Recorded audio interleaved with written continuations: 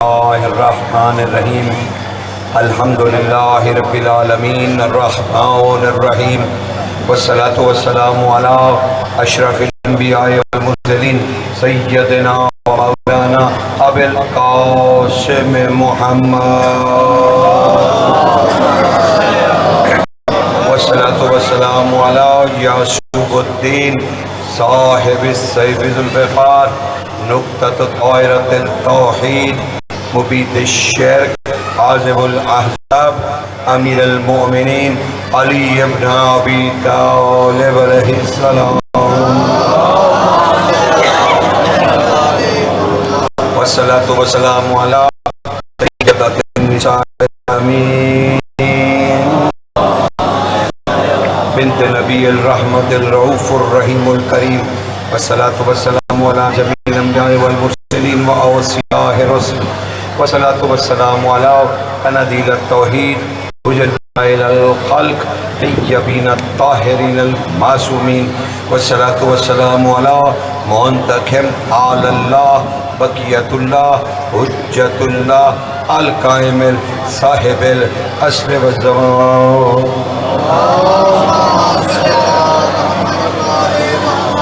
अम्मा बाद फ़क़द क़ाल अल्लाहु तआला सुब्हानहु फ़ी सूरतिल कहफ़ बिस्मिल्लाहिर्रहमानिर्रहीम हुनालिकल वलायतु लिल्लाहिल हक़ हुव खैरुन सवाबा व खैरुन उक़बा।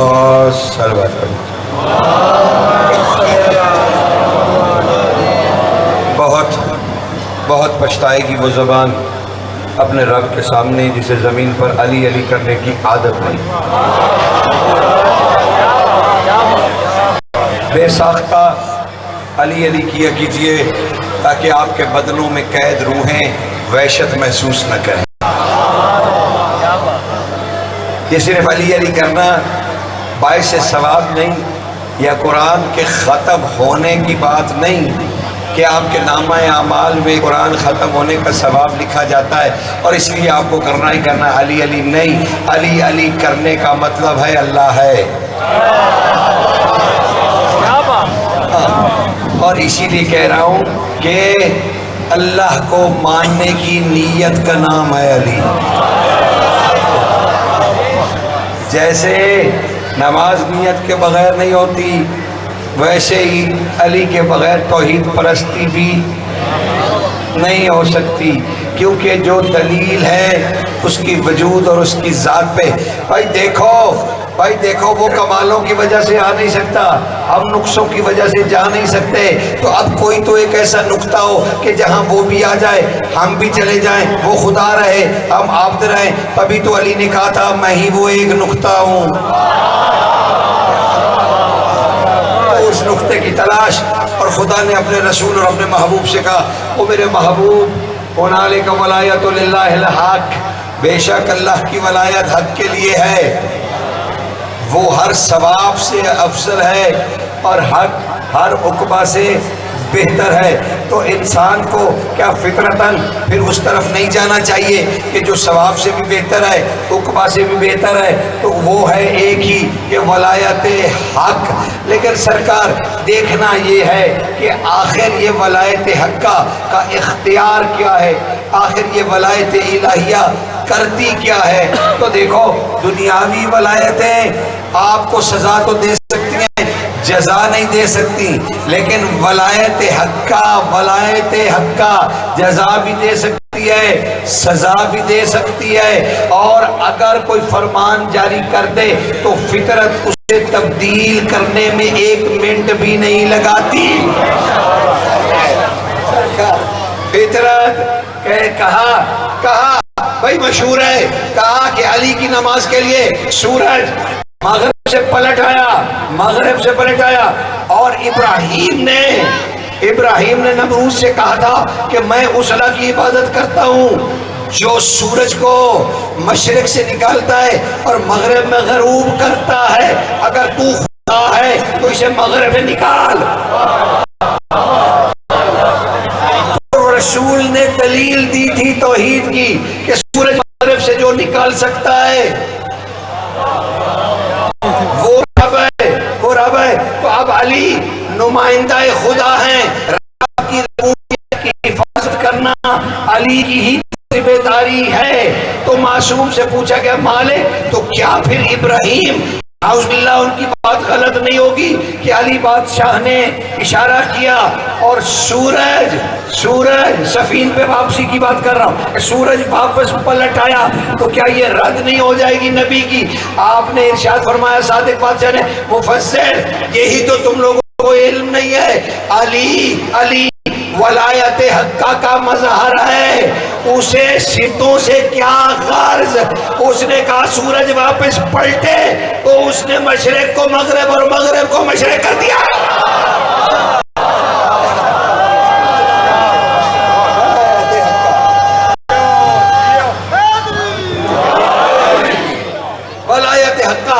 वलायत हक्का अपना कहाँ कहाँ असर रखती है मैं बिल्कुल नहीं बतलाऊंगा कि मर्द औरत हो गई, औरत मर्द हो गया, बंदा कुत्ता बन गया, ये हो गया वो हो गया। भाई देखो मोहम्मद आले मोहम्मद के मुअज्जिज़ात या उनके कहने पर तग़य्युर कायनात ये कोई इनकी पहचान नहीं है, ये तो फकत कलाम है। हमारा मसला ये है कि हम उनके कलामों को उनकी दलील और उनकी पहचान समझते हैं। ऐसा हरगिज़ नहीं है मेरे भाइयों, ऐसा हरगिज़ नहीं है। उनकी शख्सियत, उनका तशख़्ख़ुस वो वलायत इलाहिया से गुंदा हुआ है, वलायत इलाहिया से गुंदा हुआ है। और उनकी वलायत इलाहिया तब से शुरू है जब से अल्लाह वो एक लम्हे के लिए भी उस वलायत इलाहिया से अलग नहीं हुए। अगर वलायत इलाहिया से अलग होते तो जब रसूल से पूछा जा रहा था, जब रसूल अल्लाह के नूर में से अलग हुए थे, अब कहेंगे जी अब ये भी कहेगा कि अल्लाह के नूर में से तो आप ताज में और क्या पढ़ते हैं, नूरों में नूर अल्लाह, अल्लाह के नूर में से नूर। तो अल्लाह के नूर से जो निकलेगा वो चीज भी तो वही होगी, उसका फिर तज़किरा किस तरीके से करे। लेकिन सरकार इनकी वलायत तभी से है जब वलायत खुदा है, तब से इनकी वलायत इलाहिया कायम है। तभी तो रसूल से पूछा गया जब नूर से नूर अलग हुआ, कहा मैं कौन हूँ, खत्मी मर्तबत के नूर ने, अब मैं क्या कहूँ। सरकार रज़ा फरमाते हैं, बादशाह फरमाते हैं हम वैसे ही बोलते थे जैसे वो बोलता था, हम वैसे ही सुनते थे जैसे वो सुना था, हम वैसे ही देखते थे जैसे वो देखता था, हम उसी जहां पर वो था हम भी वही थे, चाहे मकान था या ला मकान था, कुछ भी था हम वही थे। तो रसूल से पूछा गया मैं कौन हूं, और रसूल ने फरमाया अंतल्लाह, तू अल्लाह है, तू अल्लाह है।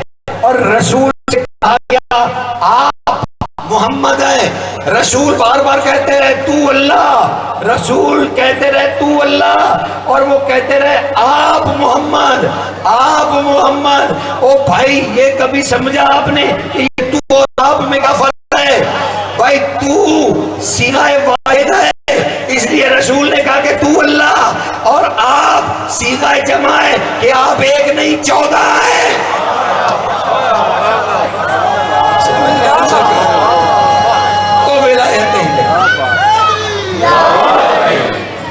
तो विलायत इलाहिया, विलायत इलाहिया तब से, लेकिन वलायत इलाहिया का बराह रास्त मखलूक से ताल्लुक आखिर क्या है? वलायत इलाहिया का ताल्लुक मखलूक से क्या है? भाई देखो तीन रुखों से वलायत इलाहिया मखलूक पे असरअंदाज होती है, तीन तरीके से। एक कि मखलूक को बतलाया जाए कि वो कहाँ से आए हैं, कहाँ जाएंगे, उनका मकसद हयात क्या है, ये वलायत इलाहिया के बगैर कोई नहीं बता सकता। दूसरा कि इंसान अपनी मुआशरती जिंदगी को हैवान बन के गुजारे या अशरफुल मखलूकात बन के गुजारे, ये वलायत इलाहिया एक खास असर है इसमें। और तीसरा कि इंसान अपने कौन से माबूद को माबूद समझे,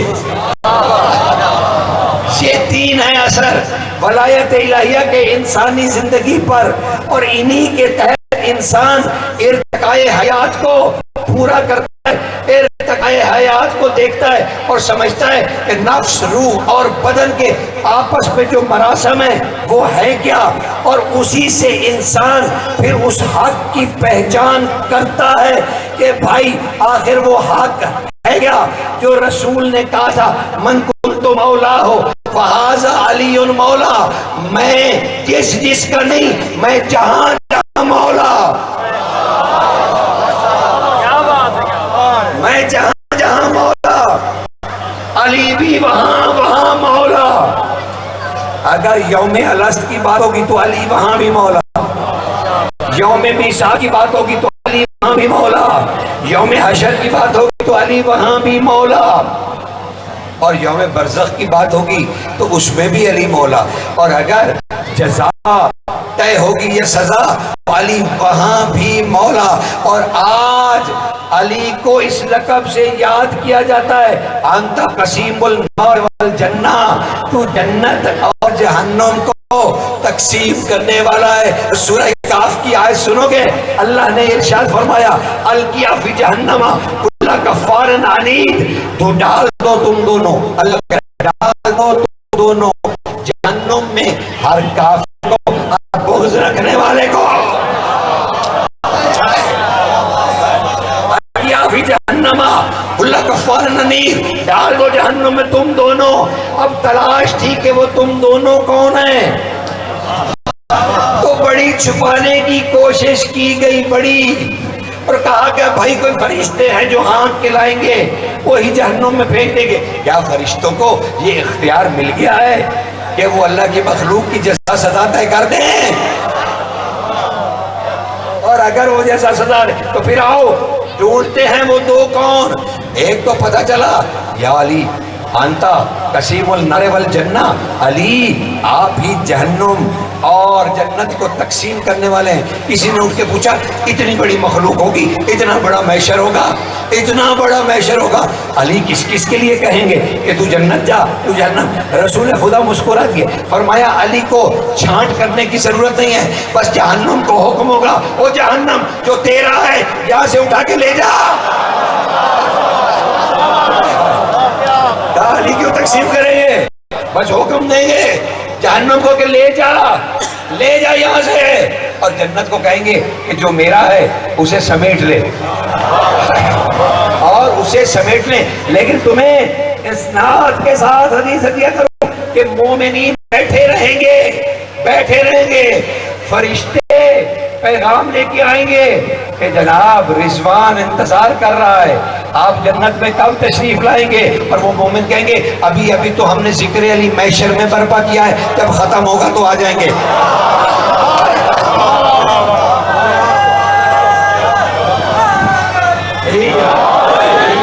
और अब सरकार एक का पता चल गया कि अली है कसीमुल नार वल जन्ना, लेकिन एक ने कहा कि भाई रसूल भी साथ है कि वो कसीमुल नार वल जन्ना है, रसूल और अली मिलके करेंगे।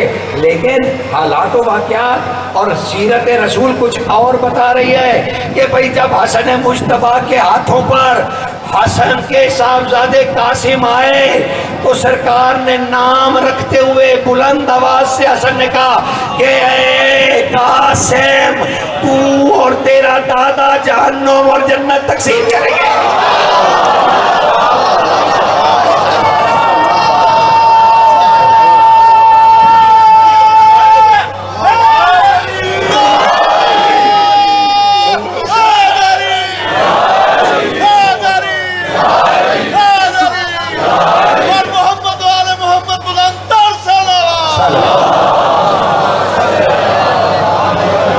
सलामत रखिए आपको। हमें कासिम का माना पकड़ा दिया गया, टुकड़े टुकड़े होने वाला। अच्छा, यहाँ का टुकड़े टुकड़े होने वाला, और अगर पीछे चले जाए सरकार हाशिम की तरफ तो वहां कहीं नहीं, हाशिम ने रोटियां हाथ से तोड़कर वो दी थी, इसलिए वो हाशिम कहलाते थे। हाशिम तो नाम था ही था, लेकिन कासिम वो कहलाते थे। लेकिन सरकार इमाम हसन ने किया कि मैंने अपने बेटे का नाम कासिम रखा है। इसके दादा अली के नाम पर, दादा अली के नाम पर मैंने अपने बेटे का नाम कासिम रखा है और हसन ने जलाल रखा। इसलिए मोहम्मद रसूलुल्लाह की कुनियत है अबुल कासिम।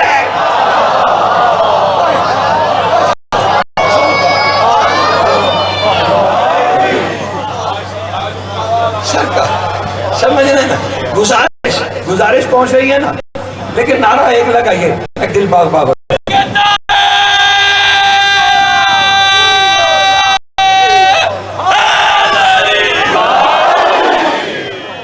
खुदा सलामत रखे आपको सरकार, खुदा आपको सलामत रखे, आपको खुदा सलामत रखे सरकार। आपने तो ये तो थे नाम की शरह, कासिम अपने नाम जैसा जलाल भी रखता था, क्योंकि कासिम अपनी मुट्ठी में जज़ा सजा रखता था। वलायत इलाहिया का परतू था, अक्स था वलायत इलाहिया का। और भाई तो मस्जिद नबी में लोगों ने कहा सरकार हमें ज़ियारत करवाई जाए शहजादे की, क्योंकि सुन्नत अहले बैत यही थी कि जब भी कोई शहजादा इस घर में नाजिल होता पंचन पाक की मदद के लिए। मैंने तो कह दिया, पता नहीं कहां गायब हैं आप, पता नहीं किधर गायब हैं। पंचन पाक की मदद को जब भी कोई शहजादा उतरा उसकी ज़ियारत मस्जिद नबी में करवाई गई। रसूल के रोजे के सामने बादशाह को हसन मुश्तबा उठा के खड़े, लोगों ने कतारें बनाई, कतारें कि हसन मुश्तबा के साहबजादे की ज़ियारत, और लोग आ रहे ज़ियारत करके जा रहे। उसमें एक शायर है, और जानते हैं वो कितना बड़ा शायर है, जिसने वो 7 कसीदे जो जिन शायरों के काबे पे लटकाए गए थे ना, उनमें से एक शायर इस्लाम कबूल करने के बाद बुढ़ापे में वो ज़ियारत कब्र रसूल के लिए आया हुआ था। जब उसे पता चला कि इब्ने रसूल के हाँ एक शहजादा आया है जिसका नाम अली के नाम पे रखा गया है और वो कसीमुन नारे वल जन्ना के इसरार रखता है, तो वो भी कतार में बूढ़ा शायर, वो कसायद वाला, वो पीछे खड़ा हो गया जिसका कसीदा काबे पे लटकाया गया था।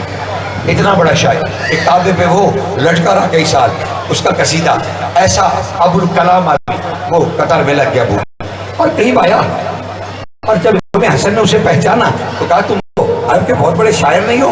कहा सरकार आप पर लाखों दरूद सलाम, बिल्कुल मैं वही हूँ, और बुढ़ापे में कब्र रसूल की ज़ियारत को आया हूँ, तो पता चला आपके यहाँ शहजादा आया, तो मैं भी उनकी ज़ियारत अगर मुनासिब समझे तो थोड़ा सा चेहरे से पर्चा हटा दीजिए ताकि मैं देखूं, क्योंकि मैंने आपके नाना को भी देखा है, ताकि मैं देखूं ये शहजादा कैसा हुस्न और जमाल का मालिक है। तो कहा सरकार हसन ने बड़ी आहिस्तगी के साथ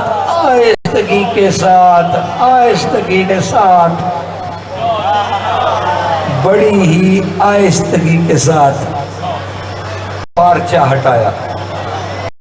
उस शायर की नजर जो ही पड़ी, बेसाख्ता वो था शायर, बेसाख्ता उससे मिसरा हो गया, बेसाख्ता उसका मिसरा उसकी जबान से ऐसे इल्हाम की तरह निकल आया, चूही चेहरे पे निकल पड़ी। कहा क्या कहूं, हरूफ में वो सकत नहीं, तुझे मैं कहूं या मैं की तस्वीर।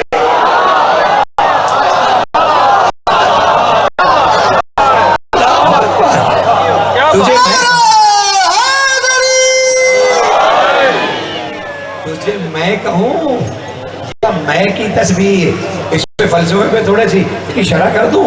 अगर मुनासिब समझो तो तुम्हारी खिदमत अक़दस में कुछ जुमले और मार्फत के इशार हो जाए और हम समझें कि जनाब कि या आखिर उसने क्या कहा कि मैं आपको मैं समझूं या मैं की तस्वीर। भाई देखो, इससे सादा मिसाल तो खुदा की कसम एक लम्हे में मैं दे भी नहीं सकता, और शायद भोंडी मिसाल हो, लेकिन बहरहाल उसे कबूल फरमाइएगा और आज मकसद पूरा हो जाए तो फिर मेरे लिए दुआ कर दीजिएगा। सरकार देखिए, जैसे मैं आपके सामने बैठा हूँ, ये मैं हूँ। आप में से किसी बच्चे ने मेरी एक खूबसूरत सी तस्वीर बनाई, और उसी वक्त प्रिंट करा मुझे इधर ही पेपर पे दे दी। कहा किबला ये आपकी तस्वीर है। अब वो मैंने देखी, मैंने कहा जी हाँ ये मेरी तस्वीर है, मैं नहीं हूं, ये मैं नहीं हूं, हाँ हाँ ये मेरी तस्वीर है, मैं ही हूं। यही कपड़े, यही चेहरा, यही शुबात, यही अंदाज, ये सारा कुछ मैं ही हूं, मैं, लेकिन ये मेरी तस्वीर है। अच्छा अब अगर मेरी तस्वीर और मैं दोनों बैठे तो आपसे पूछूं कि जनाब मैं कौन हूं, आप कहेंगे आप किबला नजफी साहब हैं, और मैं कहूं ये क्या, कहेंगे किबला ये आपकी तस्वीर है। आपने भी इसे मैं नहीं कहा, आपने भी यही कहा कि ये आपकी तस्वीर है। तो हम दोनों आपके सामने हैं, तस्वीर भी और मैं भी। आप बड़ी अच्छी तरह फर्क का पता चल रहा है कि ये मैं है, ये तस्वीर है। बस मोहम्मद वाले मोहम्मद का अल्लाह से यही रास्ता है। वो मैं है, ये उसकी तस्वीर है। यदुल्लाह, ऐनुल्लाह, वजुल्लाह, लिसानुल्लाह, सदरुल्लाह, राजुल्लाह, जल्बुल्लाह।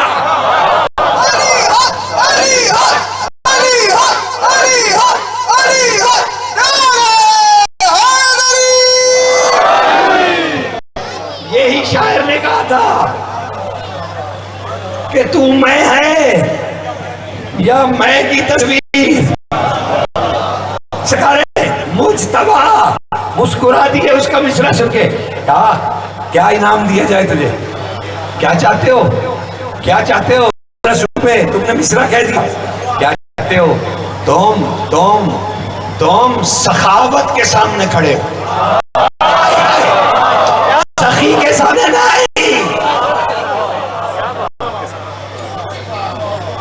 और ये पता है हसन बादशाह ने क्यों कहा, बैठ जाइए बेटा, जल्दी बैठ, जल्दी बैठ जाइए, बहुत कुछ कहना है और जो है ना बस बख्श आया ना। सखावत, हाँ हम सखावत हैं, हम सखावत नहीं है,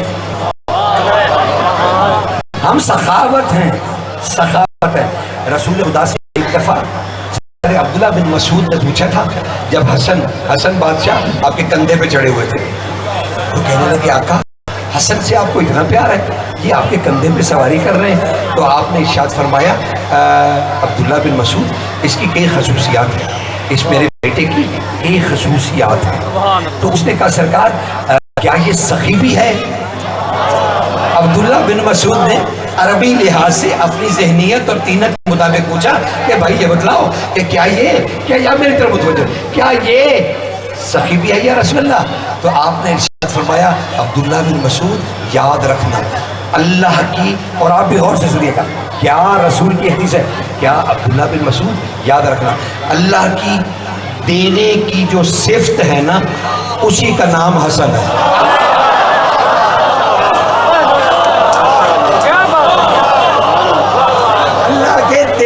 सिर्फ का नाम हसन है, इसीलिए हसन ने कहा हमसे मांगो, हम सखी नहीं है, हम सखावत हैं। लिहाजा जो उसने कहा सरकार लालची नहीं हूं।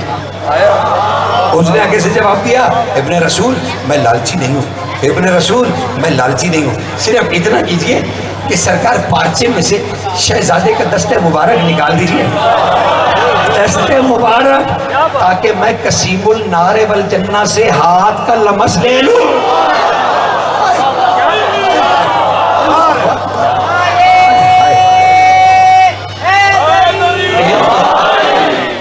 मैं कसीमुल नारे वल जन्ना का लमस ले लूं।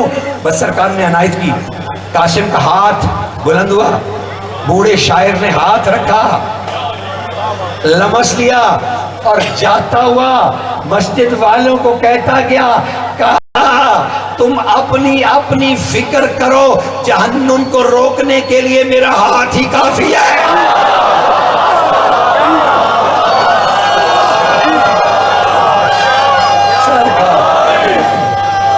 गुजारिश पहुंच रही है, मार्फत कासिम का सफर तय हो रहा है। कमाल शहजादा, खुदा की कसम कमाल शहजादा। इसकी इल्मी कैफियत तो बहुत ही अलग है। इसकी साथ कहते हैं इसकी शख्सियत जो मेरी बसात है, जो मेरी बसात है सरकार। सात सात जहतें, अगर कासिम बादशाह को समझना है तो फिर सात जहतें जानना जरूरी है कासिम की, सरकार कासिम की सात जहतें जानना जरूरी है, और वो मासूमीन के अलावा कोई नहीं दे पाएगा। सात जहतों में से पहली जहत, जब ये जमीन पर नहीं उतरा था तो क्या था, जब जमीन पे आया तो क्या है, जब जमीन से गया तो क्या है, जब बोलता है तो क्या है, जब रज पड़ता है तो क्या है, जब तलवार चलाता है तो क्या है, और जब का सबर तो क्या है। ये है ऑटोबायोग्राफी, ये सीरत कासिम। हमसे सिर्फ 13 साल का शहजादा समझ के, 13 साल का है, अल्लाह की बहुत बड़ी ज़रूरत का नाम है। वो शहजादा आ गया, अब उसकी जहते हैं सरकार, लेकिन कमाल जहते कासिम की।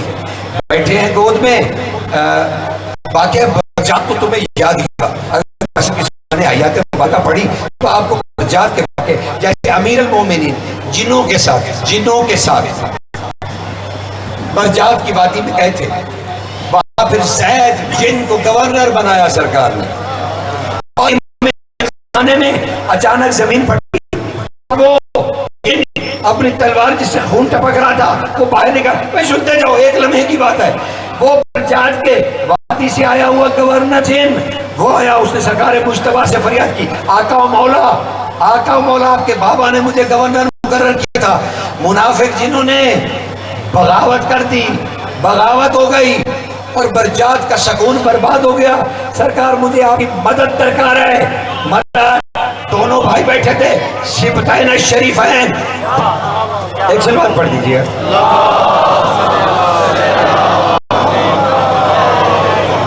बाजू देखिए,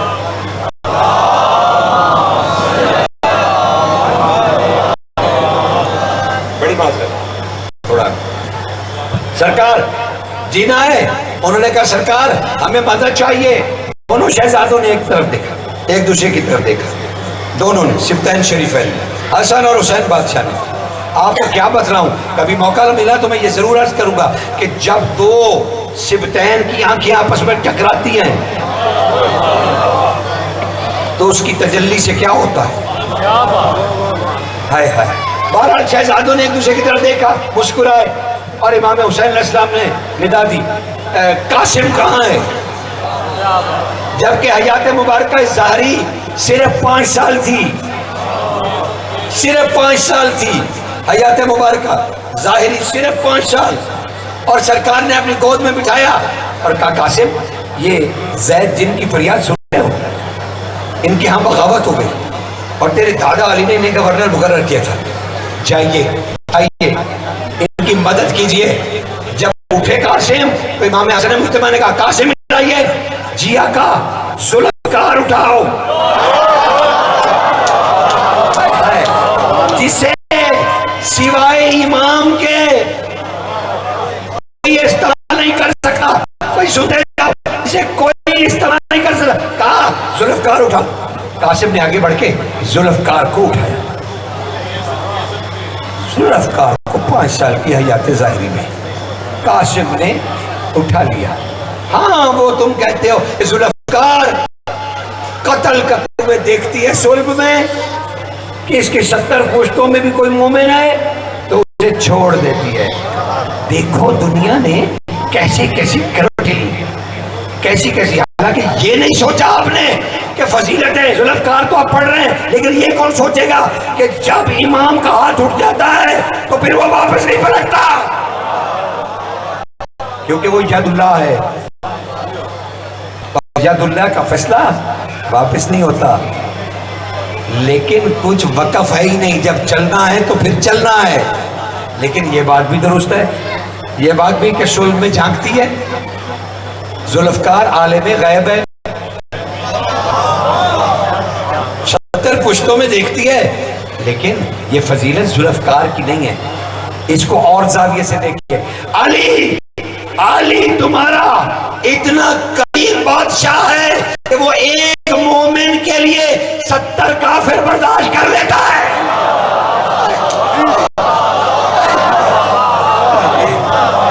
समझ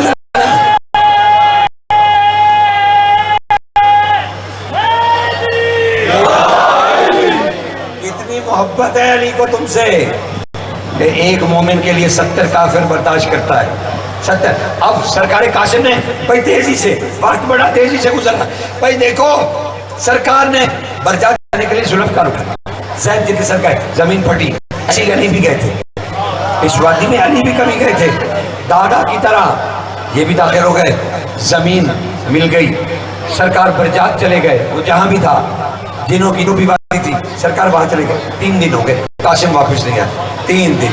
3 दिन गुजर गए। अहले मदीना ने हमेशा की तरह चाहे मगुइयाँ, क्या बनेगा, शहजादा आएगा कि नहीं, बोला देखो तो सही, जिनके साथ बच्चा भेज दिया। जो भी तरीका था गुफ्तगू का, जो भी हो सकता है वो होने लगा। चौथे दिन दोपहर के वक्त जोहर से जरा पहले अचानक जलजला आया और जमीन फट गई। कासिम जुल्फकार पर ये बाहर तशरीफ लाए, जबकि जुल्फकार से खून जारी था। दोनों भाई मस्जिद नबी में ऐलान हुआ कि कासिम आ गए, शोक होगा। शहजादे के पीछे दुनिया, शहजादे तशरीफ लाए, सलाम पेश रसूल को, सलाम पेश किया बाबा को, चाचा को सलाम पेश किया, कहा आका मैं हाजिर हो गया। कासिम क्या खबर है, सरकार बगावत कुचल दी गई, जैद की हुकूमत कायम कर दी गई। क्या बगावत कुचल, हालत हरम बंद करो, क्या हुआ हमें बताओ क्या हुआ। का सरकार जब मैं बर्जात पहुंचा, आग अपने पूरे शोलों के साथ, यानी जिन्नात, आग से बुरा जिन्नात, लेकिन कासिम का जुमला तो मैं उसे बदल नहीं सकता। हाँ मैं तो कैसे तहरीफ कर दूं उसमें। नाते कुरान के भी लफ्ज बदलना तहरीफ कुरान है। हाँ कि मैं आपको मतलब फंसाने के लिए, दिलचस्पी के लिए मैं लफ्ज ही बदल दूं, तौबा तहरीफ का फिर जिम्मेदार कौन होगा। नहीं, कासिम का आका आग अपने पूरे शोलों पे थी। मैंने जाके देखा तो मेरे सामने 2 रास्ते, एक ये कि आका मैं सबको अपनी मुट्ठी में कैद कर दूं, और दूसरा कि जुल्फकार को हुक्म दिया जाए, इसके भी तो आखिर 2 मुंह हैं। ये 2 जुल्फकार 2 मुंह वाली थी, दोनों तरफ से उसकी धार थी, वो दोनों तरफ से चलती थी, लेकिन एक तरफ से उन्हें काटती थी, चीजें नजर आती हैं, और दूसरी तरफ से उसे काटती थी जो नजर नहीं आती। यानी मरई और गैर मरई दोनों को जुल्फकार का आका, मैंने जुल्फकार को इजाजत दी, फिर मेरे हाथ में जुल्फकार की वो जवानी लौट आई। पता नहीं कासिम क्या कह रहे हो, तुम क्या सुन रहे हो। कहा जुल्फकार की जवानी मेरे हाथ में लौट आई। आका फिर मैंने जब जदाल कर लिया, कताल कर लिया, तो फिर जो बाकी रह गए, मैंने बुलंद आवाज से वादी बरजात में निदा दी, कासिम। और जो रह गया था उसके इर्द गिर्द जंजीरें आने लगी। उन्होंने अपने हथियार फेंक दिए, वो जंजीरों में बंध के मेरे सामने हाजिर हो गए और सजदा रेज़ हो गए और कहने लगे हमारी क्या मजाल कि हम इसमें आजम के सामने,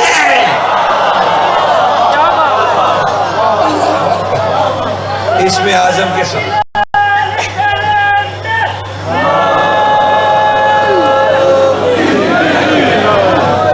गुजारिश पहुंच रही सरकार, पहुंच रही। अभी तो देखिए इब्तदाइया है और इतने शॉर्ट वक्त में ज़ाहिर मुहर्रम की मजालिस है, लेकिन देखिए कि कितनी शिद्दत से महसूस हो रहा है कि सरकार अभी तमहीद भी ख़त्म नहीं हुई, तो मजलिस तो शुरू करनी थी, लेकिन वक्त तेजी से। ये वही कासिम है जिसने करबला में रज पढ़ते हुए कहा था, जब उन्होंने कहा तो कितना खूबसूरत है, वापस पलट जा, तुझे मौत से डर नहीं लगता? मौत से डर लगता? तो कासिम ने क्या कहा? शहजादे कासिम ने कहा, सुभान अल्लाह, तुम हमें मौत से डराओगे? तुम हमें मौत से डराओगे? ये तो बिल्कुल ऐसा ही है जैसे कोई मछली के बच्चे को कहे कि मैं तुम्हें पानी में डबो के मार दूंगा।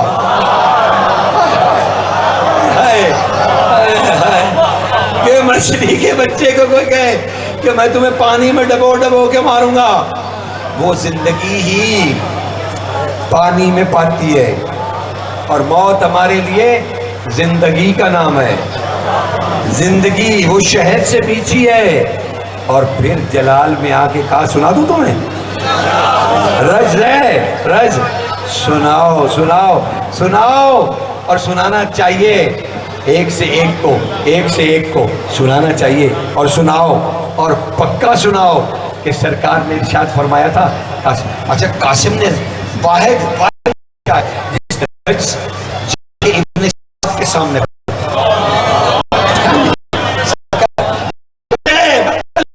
कि कासिम सरकार है कि जिसने करते हुए मैसरा, जमीन, शुमाल सब लश्करों को मात दे के आप कल्बे लश्कर में उसके हिफाजती दस्ते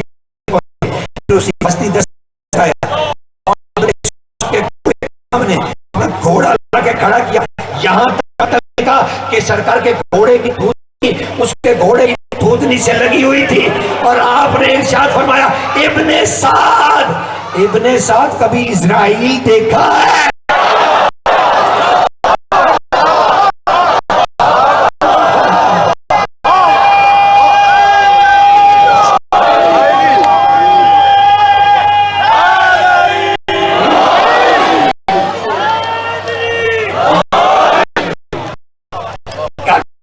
देखा है? वो अपनी वो जो उसकी घोड़ा गाड़ी थी उसके ऊपर कुर्सी रख के ऊपर छतरी लगा के वो बैठा हुआ था, जंग मुकाबला कर रहा था। सरकार ने उसके घोड़े के साथ थूथनी मिली और कहा, कभी इजराइल को देखा? पूरे जुमले कर दूं, पूरे जुमले कर दूं। सरकार ने कहा कभी इजराइल देखा है? इजराइल देखा है? उसने कहा, अब वो इतना ही बरत रहा है। कहा, ये कौन है? ये कौन है जो मुझे कह रहा है कि कभी इजराइल देखा है? आपने इरशाद फरमाया, इन विचारों से, इन मिट्टी के पुतलों से क्या पूछेगा कि इजराइल क्या है? इजराइल तुम्हें खुद ना आके बताए।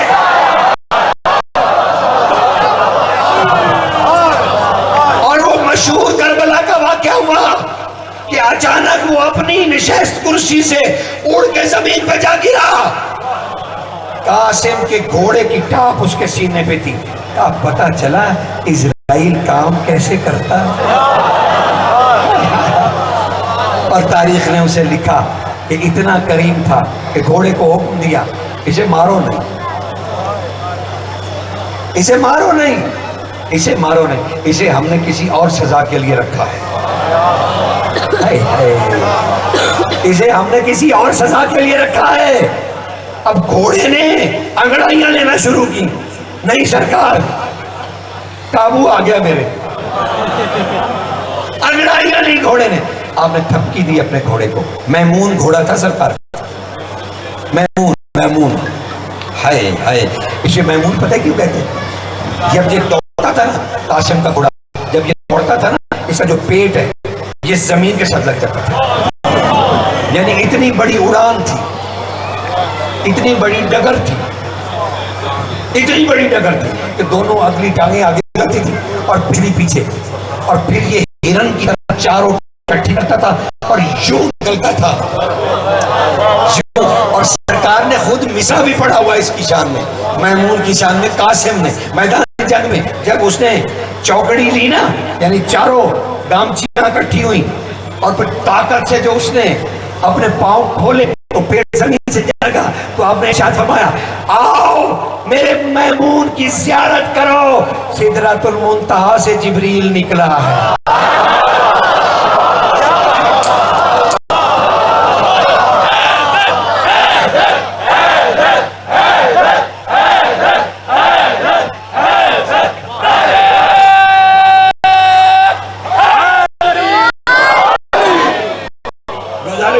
आपको?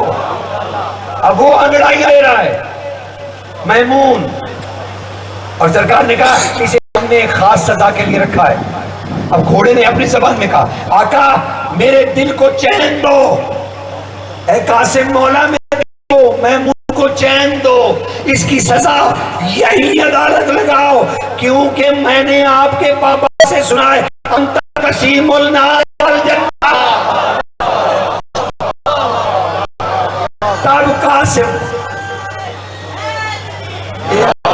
तब कासिम का लाल भरा लहजा गुंजा, हमने मौत और जहन्नुम को इसके लिए कम सजा पाया, हमने मौत और जहन्नुम को इसके लिए कम सजा पाई, इसलिए हम ऐलान कर रहे हैं इस पर लानत मुसल्लत है।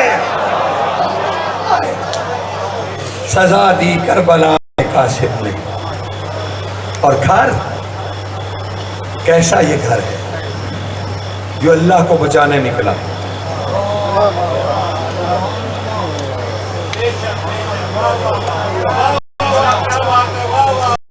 ये अपने अहद में बंधे हुए, इन्होंने जो कहा था तू अल्लाह है, अब उसे अल्लाह बनाए रखना इनकी जिम्मेदारी है, वरना वो तो बहुत ही बेनियाज है। अब इन्होंने जिम्मा उठाया कि हम तेरी मखलूक से तुझे अल्लाह मनवाएंगे। शब आशूर आ गई, आने वाले ना, लेकिन कासिम का एक शब आशूर को हुसैन ने पैगाम भेजा, कासिम और मुझे आज शहादत पढ़ने दें, मेहरबानी करें। मैं पढ़ रहा हूँ तो ज़ियारत आ जाए, मुझे रोकना पड़ता है, ज़ाहिर ज़ियारत आ गई है तो मैं क्या कर सकता हूँ, लेकिन आज शहादत पढ़ने दीजिए, बाकी दिन ही कितने रहेंगे। 11 मुहर्रम को या अच्छा शाम गरीबा को जब मैं आता तो मुझे ज़रा बताओ तो सही, शाम गरीबा में कोई रहा ही नहीं होगा, मैं किसके फजाइल पढ़ूंगा? उस दिन मैं तुम्हें क्या सुनाऊंगा?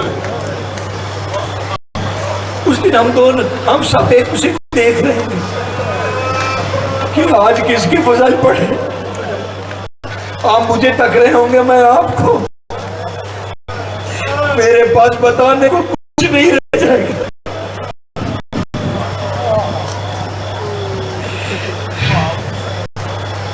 सुन लीजिए, 10 मिनट से क्या हो जाएगा।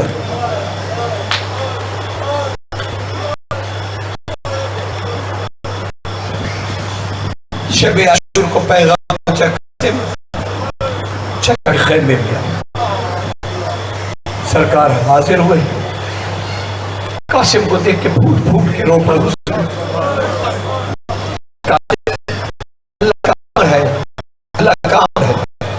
मेरे भैया की भी ख्वाहिश थी, बेटा मैं चाहता हूं तेरा निकाह कर दूं।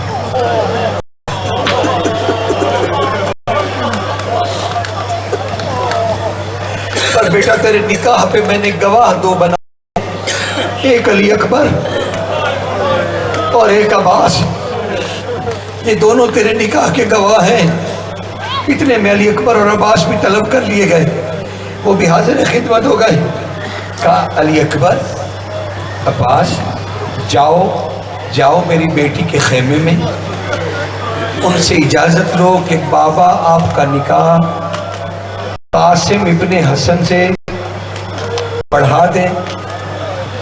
जाओ, अब दोनों से उठा नहीं जा रहा।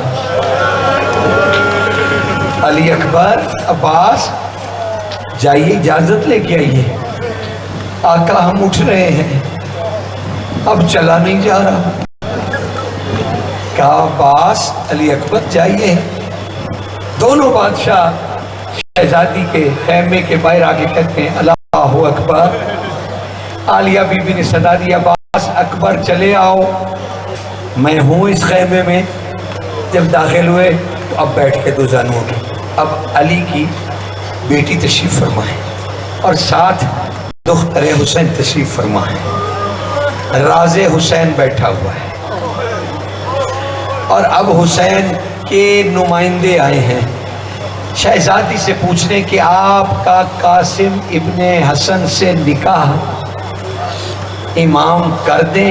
शहजादी ने सर झुका के आहिस्ता आहिस्ता कहना शुरू किया, मैं इस मामले पर, तारीखी जुमला, इस मामले पर मैं सुन्नते बतूले अजरा पर हूँ। जो कुछ उन्होंने अली के साथ निकाह के वक्त अली के बारे में कहा वो ही मेरा जवाब है। क्या इल्म की हस्ती है, क्या निकाह की हाँ है, क्या जवाब है और क्या सुन्नत को जिंदा किया गया। बस दोनों शहजादे उठे रोते हुए हुसैन के पास जाके कहते, बादशाह इजाज़त दे दी है। उन्होंने कहा मैं सुन्नत बतूल अजरा पर हूँ, जैसा उन्होंने अली के बारे में फरमाया मैं भी वही कासिम के बारे में कह रही हूँ।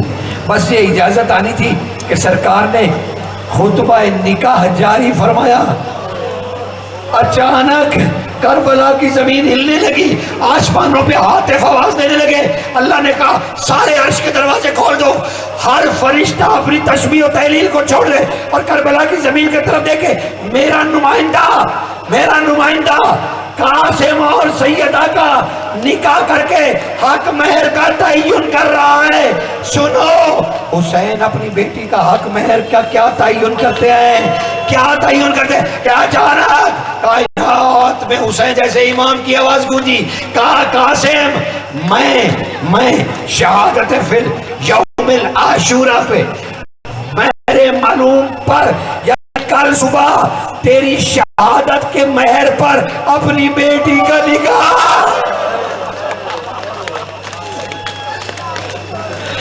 मेरी बेटी का निकाह तेरी शहादत के महर पर तय कर रहा हूं। सरकार ने कहा नाम या इब्न रसूल, ऐ रसूल के बेटे मैंने कबूल किया।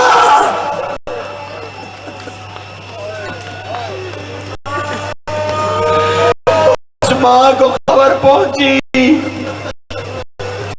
एक संदूक हसन मुज्तबा के अरूसी का लिबास निकाला, ताकि तेरे बाबा ने शादी के मौके पर पहना, कासिम इसे पहन ले। कासिम और हुसैन धड़े मार मार के कह रहे थे शहजादी पहन तो लेगा, इसके बदन पे रहने कौन देगा। दस्तारे मिराज निकाली ने, दस्तारे मिराज। दुल्हा, ओ दुल्हा, ये तेरे बाबा ने पहनी थी, इस दस्तार को दस्तारे मिराज कहते हैं, इसे पहन लीजिए। बस कासिम ने सर पे दस्तारे मिराज सजाई। दुल्हा जाने लगा तो हुसैन ने रोक लिया, कहा अरूस एक दफा अपनी दुल्हन से मिला, एक दफा अपनी दुल्हन से मिला। कासिम अमर पाके शहजादी के खेमे की तरफ मुड़े, जाके देखा शहजादी एक कोने में तशरीफ फरमा है। जाके कहने लगे सलाम हो ए बिन्ते अम, ए मेरे चचा की बेटी, आप पर सलाम हो। कहा ए मेरे चचा के बेटे, आप पर भी सलाम हो। अब आगे करीब दो जानू होके बैठ गए दुल्हन के और कहने लगे शहजादी इजाज़त दीजिए, मैं दो काम कर रहा हूँ, एक तो हुसैन मौला पे कुर्बान हो जाऊं, दूसरा आपका महर अदा हो जाए।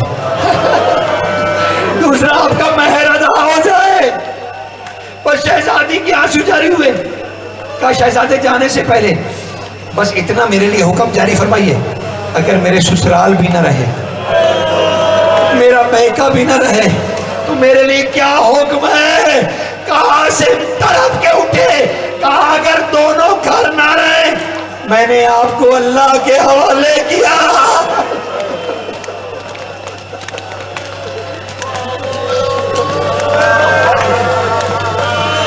मैंने आपको अल्लाह के हवाले किया। बस शहजादा उठने के फिर रुक गए, अपनी कफ से, अपने काबा की कफ से एक हिस्सा फाड़ा और कहा बीबी अगर मैं पहचाना ना जाऊं तो जिसकी हवा की कफ ना हो समझ लेना यही मेरा कासिम है।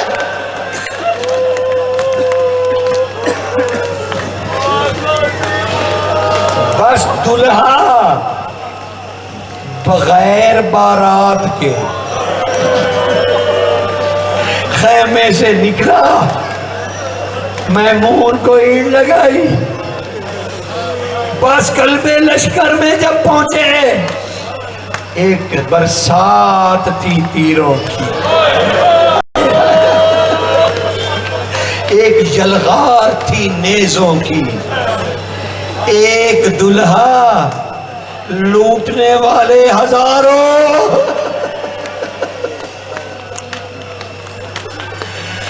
हाय दीन के कज़ाकों ने मैदान के बीच दुल्हा का समान। दुल्हा राहवार से जमीन पर, उधर मां दौड़ी अपनी बहू के हुजरे में, खयाम में पहुंच के बेटी को सीने से लगा के कहा, बेटी बेटी तेरा मेहर अदा हो गया। ओ मेरी दुल्हन बेटी, मेरा बेटा जीन से उतर, बस एक लम्हा रुको। बस बस हुसैन के पहुंचते तक हुसैन की बेटी बेवा हो चुकी थी। बस जब पहुंचा फिर कहा, कासिम कहाँ हो? फिर हुसैन हर सिमत घूमते रहे, कासिम इकट्ठा होता रहा, कासिम इकट्ठा होता रहा। अचानक हुसैन ने घोड़ों की टांगों के नीचे से देखा एक बुढ़िया रेत में हाथ मार रही है। कहा, खातून तू कौन है? मुझे गरीब की मदद कर ले। और हुसैन तेरी पास आ रहा। मां क्या देख रही हो? तो मेरे कासिम की एक उंगली, मैंने यहाँ देखी थी कासिम की एक उंगली, मेरे कासिम की एक उंगली। बस हुसैन ने गठड़ी में कासिम माना, ज़ियारत करो।